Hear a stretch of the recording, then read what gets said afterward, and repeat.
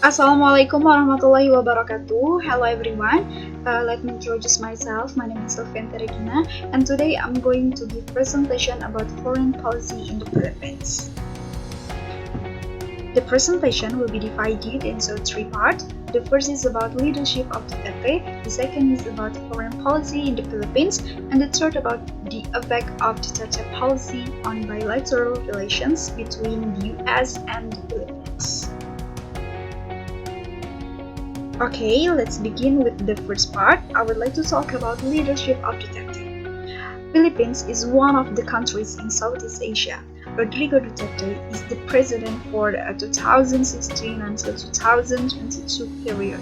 He is in the national and international media spotlight, not only because of his spontaneous speaking style, but also his controversy, especially that he raised through his foreign policy.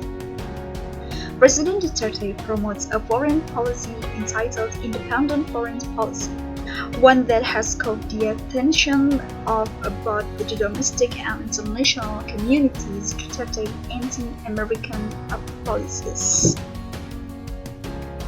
Next, I would like to talk about foreign policy in the Philippines.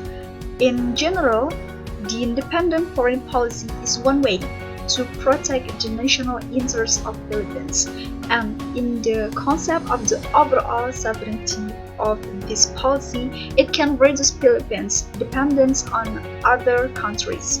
For approximately 20 years, from the 1987 Constitution, which discussed independent foreign policy, President Duterte is the only president who has based his foreign policy on this matter. However, this does not mean that the previous presidents do not have the responsibility to defend the sovereignty of Philippines. It's just that in the Duterte administration, the issue of an independent foreign policy is emphasized by rejecting the US's long presence in Philippines. So, Duterte uses an independent foreign policy through his approaches with Russia, China, and Japan.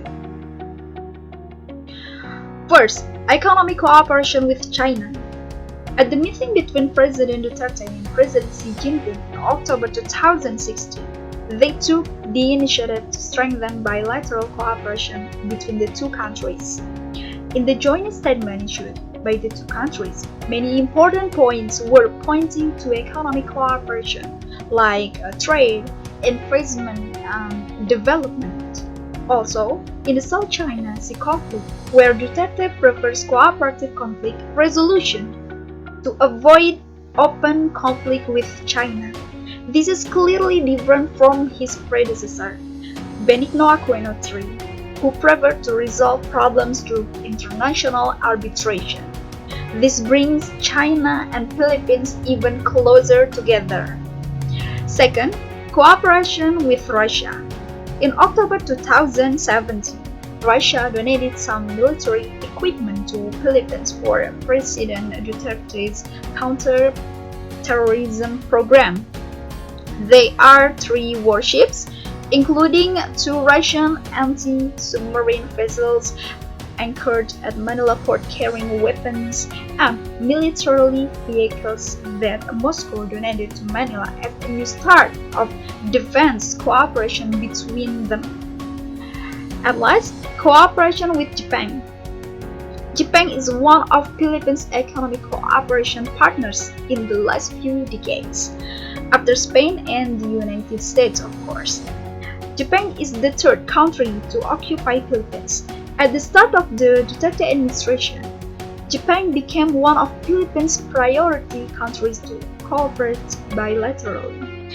Japan can be said to be one of the traditional partners of Philippines apart from the United States. Okay, next, I would like to talk about the effect of Duterte policy on bilateral relations between the US and the Philippines. The bilateral cooperative relationship between Philippines and the United States is based on the national interests of each country. As a developing country, The Philippines needs the US to support economic and defense activities. And as a superpower, the US needs Philippines as a collaborating partner to spread its influence in the Asia Pacific. An independent foreign policy is one of Duterte's priorities. It can be seen that in his administration, Duterte is trying to reduce Philippines' dependence on the United States. Philippines seeks to meet its needs previously obtained from the US through its cooperation with Japan, China, and Russia. However, that does not mean the cooperation between the two countries ends. Okay, last, I would like to finish the presentation today by summarizing the information.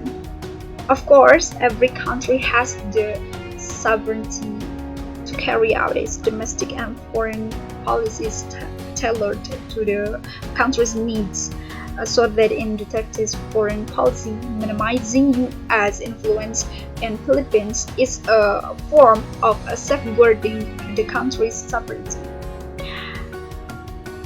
Okay, I think it's enough. Thank you so much for your attention. Wassalamualaikum warahmatullahi wabarakatuh.